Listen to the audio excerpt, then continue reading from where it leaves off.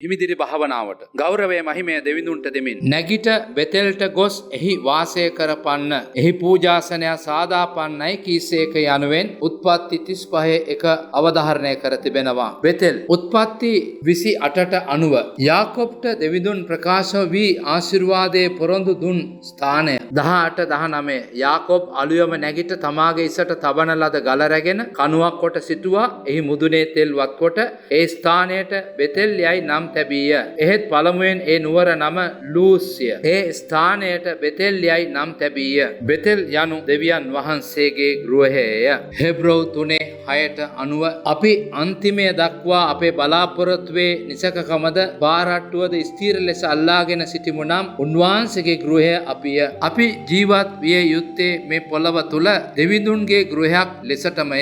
එකී ගෘහය තුල පූජාසනයක් සාදා තිබිය යුතුය. එහි පහන් නිති දැල්වෙමින් තිබිය යුතුමය. පූජාසනය වනාහි පවුලේ යාඥාවය. දෙවිඳුන්ගේ දරුවන් පවුලක් වශයෙන් එක්සිත්ව සමාදානයේ යුතුව ජීවත් වන්නට යාඥාව අත්‍යවශ්‍යය. නිවසක් කොතරම් අලංකාර වුවත් යාඥාව නැතිනම් එය නිවසක් නොවේ. එය හරියට ඉන්ධන නොමැති වාහනයක් වගේ, වහලක් නැති ගෙයක් වගේ. බොහෝ පවුල්වල කරදර, රණ්ඩු, දබර, සැකය මෙවැනි දෑට මූලිකම කරුණ යාඥාව නැතිකමය.